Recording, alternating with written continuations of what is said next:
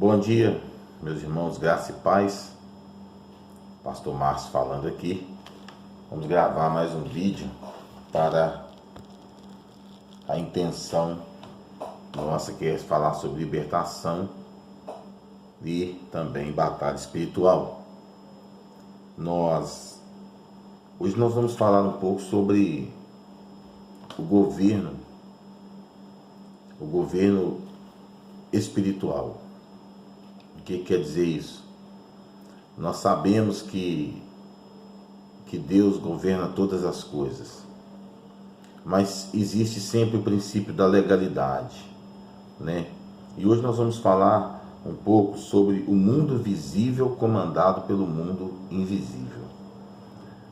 Quando nós dobramos nosso joelho, vamos orar, vamos falar com Deus, há uma movimentação no reino espiritual. E a gente muitas das vezes não entende por que nós oramos e a nossa resposta não chega, não vem. A nossa resposta não chega da forma como a gente está esperando, através da voz de Deus, através da voz de um profeta, através de uma visão, de um sonho. E às vezes nós ficamos frustrados porque achamos que a nossa oração não está sendo aceita. Mas o que acontece é que, na verdade, a oração está sendo aceita. Desde a primeira vez que você aplicou seu coração em sinceridade sobre aquilo que você está orando, Deus envia uma resposta. A resposta de Deus, ela é constante. Ela é uma resposta que vem para satisfazer não a pessoa humana, mas a situação que está se passando. Por exemplo, você está orando para que você mude de cidade, que Deus te leve para outro lugar. Deus pode te dar uma resposta e falar: filho, tu vai ser abençoado, ou tu não vai. Mas o fato de Deus responder e você ir, existe um lapso de tempo aí, porque Deus pode falar para você que você vai para determinado lugar, mas não no seu tempo, no tempo dele, né? No tempo dele. Então, as coisas espirituais governam as coisas visíveis, materiais. E aqui no livro do profeta Daniel, nós temos uma resposta referente a isso. Porque muitas vezes você ora e você espera uma resposta de Deus, e essa resposta parece ser demorada. Lembrando que a palavra diz que um dia é como 1000 anos e 1000 anos é como um dia. Mas se você ler comigo aqui no livro do profeta Daniel, capítulo 10, versículo 10 em diante, olha só o que fala. Eis que certa mão me tocou, sacudiu-me e me pôs sobre os meus joelhos e as palmas das minhas mãos. Ele me disse: Daniel, homem muito amado, está atento às palavras que te vou dizer. Levanta-te sobre os pés, porque eis que te sou enviado.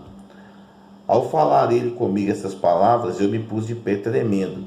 Então me disse: não temas, Daniel, porque desde o primeiro dia em que aplicaste o coração a compreender e a humilhar-te perante o teu Deus, foram ouvidas as tuas palavras, e por causa das tuas palavras é que eu vim. Mas o príncipe do reino da Pérsia me resistiu por 21 dias. Porém, Miguel, um dos primeiros príncipes, veio para ajudar-me, e eu obtive vitória sobre os reis da Pérsia. Então você vê que Daniel, ele desde o primeiro dia que ele orou, que ele aplicou o seu coração naquela oração, o Senhor já mandou a resposta. Mas quando essa resposta passava pelas regiões celestiais, pelo segundo céu, o que acontece? O príncipe do reino da Pérsia, que é representado aqui pelos demônios, impediam, representado aqui por Satanás, impediam essa resposta de chegar até Daniel. E o que acontece? Foi preciso que Gabriel chamasse um anjo, pedisse ajuda a um anjo de escalão superior, para que ele enfrentasse aqueles demônios e a resposta chegasse a Daniel. E essa resposta, a palavra de Deus fala que Daniel orou por 21 dias. Então, esses 21 dias foram de intensa batalha no reino invisível, no reino espiritual. Agora, quando nós passamos a entender um pouco do reino espiritual, nós passamos a entender também um pouco do reino material. Porque o reino material, ele é que nos domina nessa terra. Porque, como nós já dizemos em vários vídeos, a Bíblia diz que o príncipe deste mundo é Satanás. Então, quando há legalidade a Satanás, desculpe, irmão. Quando há legalidade a Satanás, ele tem o poder de tocar naquilo que é material. E ele engana através de palavras, através de pessoas. Se você vê Adão e Eva, ele incorporou em uma serpente e fez com que Eva comesse do fruto proibido. Então, quando ele tem legalidade dentro da sua casa, dentro do seu trabalho, dentro do seu relacionamento, não pense que ele vai vir com palmas e danças para você, não. Ele vai vir para arrebentar com você. Agora, a Bíblia, ela nos dá diversas estratégias para que nós possamos lidar com esse tipo de situação. E uma delas está no vigiar e orar. Hoje em dia está havendo uma inversão de valores muito grande. É uma inversão de valores, mas uma inversão de valores que nós já sabíamos que iria acontecer, que são o pai matando o filho matando o pai, a mãe contra a filha contra a nora, e por aí vai. Então, o que acontece? Como que eu vou explicar? A Bíblia diz que quando você esconde a vara do teu filho, quando você esconde o ensinamento do teu filho, você está jogando contra a própria vida dele no futuro. A Bíblia diz que o marido deve amar a esposa e a esposa deve ser submissa ao seu marido. A Bíblia fala que digno é o trabalhador do seu salário. Então, se eu sou digno do meu trabalho, o que acontece? O que acontece? Se eu sou digno do meu salário, por que eu vou receber propina? Por que eu vou receber um arrego? Se a Bíblia diz que eu devo abençoar os meus filhos, ela não diz que eu também não devo corrigi-los quando eles estão errados. Então, no plano espiritual, o que o inimigo faz? Ele maquina, trabalha para que você, no mundo físico, receba toda essa carga negativa que vem sobre a sua vida, né? E olha só, quando você numa eleição, por exemplo, você escolhe um candidato achando que ele vai fazer o melhor para você, mas quando ele chega lá no meio de 513 deputados ou no meio de 70 e poucos deputados nas câmaras legislativas estaduais e 513 nas legislativas estaduais, há ali todo um jogo, e muitas pessoas que chegaram ali com boas intenções, elas acabam perdendo essas boas intenções. Por quê? Porque existe ali não um principado, mas um dominador. E esse dominador, ele vai agir justamente no coletivo, que vai trazer leis pesadas para o povo. Irmão, abrindo boca, eu dormi muito tarde.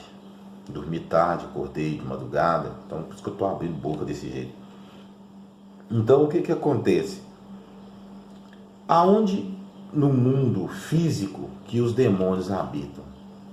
Demônios, eles gostam de habitar em igrejas abandonadas, cemitérios abandonados, casas cuja a paz de Jesus Cristo ela não habita porque as pessoas não professam a fé cristã, locais de adoração a ídolos, encruzilhadas aonde são feitos despachos, matas onde são feitos despachos, cachoeiras onde são feitos despachos. Você já reparou que você passa perto do cemitério? Você já reparou quando você passa, às vezes, sozinho, perto de determinado lugar, e você sente uma presença, uma opressão muito grande? Eu vou contar uma experiência para os irmãos. Certo dia eu estava indo ao médico, à noite, eu estava com suspeita de Covid, e peguei meu carro e fui para a cidade vizinha aqui de Cabo Verde. Quando cheguei em uma reta, uma descida, aliás, o acelerador, o meu pé fora do acelerador, ele acelerou meu carro, e meu carro marcou 140 km por hora. E eu pisava no freio, cadê o freio do carro? Meu carro é relativamente um carro novo, um carro bom, um carro importado. Então, o que aconteceu? Na hora, eu fiquei meio desesperado ali naquela questão, e eu só gritei: sangue de Jesus tem poder, Senhor, para esse carro. Quando eu pisei no freio, o freio já começou a aparecer, e eu pisei na embreagem, fui reduzindo e consegui parar o veículo. Agora, isso você pode dizer que é um defeito mecânico do carro, né? Você pode achar que é, mas para mim, eu tenho plena convicção e certeza que naquele dia o inimigo ia tentar contra a minha vida. No dia 31 de dezembro de 2017, eu estava levando a ceia para preparar para os irmãos na Igreja Batista Ágape em Poços de Caldas. Quando eu estava indo para lá, eu aquaplanei e bati a traseira da minha esposa grávida de 9 meses, 8 para 9 meses.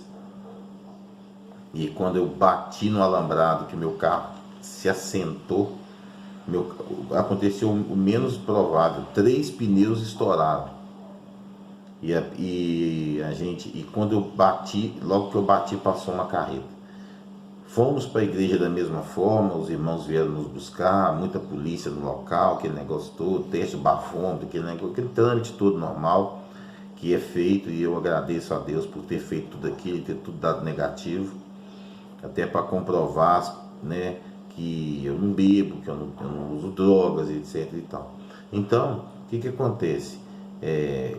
Na volta, quando nós estávamos voltando, no mesmo lugar do acidente, me sai 7 vacas do meio do nada, numa serração braba, e a gente quase bate o outro carro do irmão. Passa mais um tempo depois, um amigo meu, pastor da Igreja Quadrangular, ele me manda uma mensagem, muito amigo meu, foi até o que fez meu casamento, falando que no mesmo lugar que eu sofri o acidente, ele também passou uma dificuldade muito grande com o carro dele. O carro dele é um carro novo. Então, a gente percebe que existem pontos na Terra onde há demônios ali trabalhando para ceifar a vida de pessoas. Algum tempo depois, um rapaz da funerária aqui da cidade de Botelhos, ele bateu o carro da funerária nesse mesmo lugar e veio a óbito. Então, o que a gente quer dizer o quê? Que existem locais específicos aonde esses demônios moram, aonde esses demônios ficam. E esses lugares, igual eu falei, são igrejas abandonadas, cemitérios, locais de idolatria, locais de culto, de sacrifício, centros e por aí vai. Agora, nós, como servos de Deus, nós precisamos estar o quê? Blindados contra essa atitude do inimigo em tentar nos ludibriar, em tentar nos enganar. Não é uma, nem duas e nem três vezes que vai acontecer de você passar em determinado lugar e você chegar e sentir a presença física de Satanás naquele lugar. Ainda que ele seja um anjo caído, mas você às vezes não o vê, mas a presença dele você sente. Eu quero contar uma experiência que eu vivi aqui em Botelhos, juntamente com o soldado Lucas, que é testemunha ocular dos fatos. Certa vez nós estávamos trabalhando e estava tudo muito tranquilo na cidade, não tinha nada, era noite, era madrugada. Eu falei com ele, vamos dar uma subida na serra ali, vamos orar um pouco, vamos. E subimos lá para a serra, uma lua muito bonita, e oramos. E ali o Espírito Santo falou no meu coração: eu quero que você vá lá no trevo da entrada que vai para Palmeiral, que é um distrito aqui. Peguei e pensei, isso é coisa da minha cabeça, não é possível, o que eu vou fazer lá 2h30 da madrugada? E ele falou, vai lá, eu preciso que você vá lá. Eu sempre andava com o óleo ungido no meu bolso e tal, minha Bíblia dentro do carro. E quando nós chegamos lá, eu falei para o Lucas, o Espírito Santo mandou que eu fosse lá. Quando eu fui lá, nós chegamos lá, havia uma obra de macumbaria na encruzilhada lá que vai para Palmeiral, na divisa Palmeiral-Barrania, e havia uma obra de macumbaria lá, e havia ali buquê de rosa, fumar cigarro, bebida, aquelas bobeiraiadas que as pessoas acreditam aí, né? E eu peguei e orei, meti o pé naquele trem, orei, falei com Deus que naquele momento eu tomava posse daquele lugar para Deus. E passado-se algum tempo, acabamos de fazer aquilo que Deus nos mandou. Deus mandou que eu ungisse as 3 entradas da cidade. E eu fui e ungi os 3 trevos na cidade. E para entrar aqui em Botelhos, você vindo pela BR, são 3 trevos. Eu ungi os 3 trevos conforme Deus mandou. E o Senhor falou comigo que era para mim ungir a casa dos militares. Aí eu pensei e falei com Deus, mas como que eu vou ungir a casa dos militares de madrugada? Eu vou acordar os militares para poder ungir a casa deles? O Espírito Santo, né, o Senhor falou no meu coração, unge as portas. E éramos 16 militares aqui na época. Eu ungi as 16 casas. E eu ficava perguntando ao Senhor por que daquilo. E o Senhor falou para mim, me fez lembrar daquela passagem lá das 10 pragas do Egito, quando o Senhor manda Moisés ungir, né, manda o povo ungir os umbrais das casas, porque o anjo da morte, ele se desviaria da casa que houvesse o sangue aspergido do cordeiro nas casas. Então naquela noite o Senhor deu o livramento de morte a alguém da família militar naquela noite. Então o inimigo, ele gosta, ele habita nesses lugares obscuros. Já teve dias de eu orar e repreender demônios, expulsar demônios lá no estado de São Paulo, em Itapiratiba. E na mesma noite eu ter retaliação aqui dentro da minha casa com relação a esse demônio que foi expulso da vida dessa mulher. E esse demônio ficou por 2 dias rodeando aqui na minha casa. E nós oramos, ungimos a casa, expulsamos e glória a Deus. Já aconteceu o fato de eu estar orando na madrugada e ter 2 anjos do Senhor atrás de mim, segurando, amarrando um demônio que tentava me atingir durante a oração.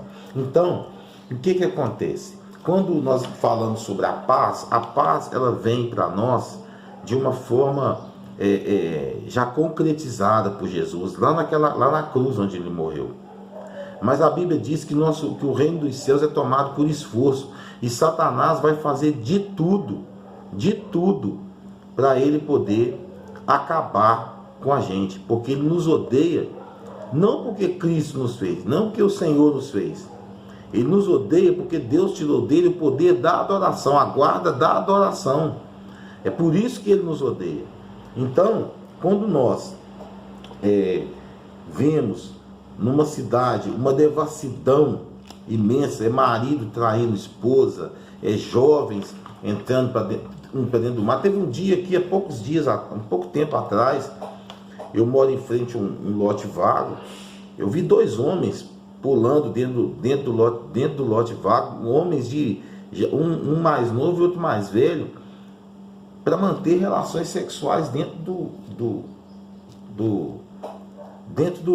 lote vago aqui, lote com muro, tudo, um ajudando o outro a pular para manter relações sexuais. Então, quando você percebe que na cidade existe essa devassidão, são principados que estão agindo ali.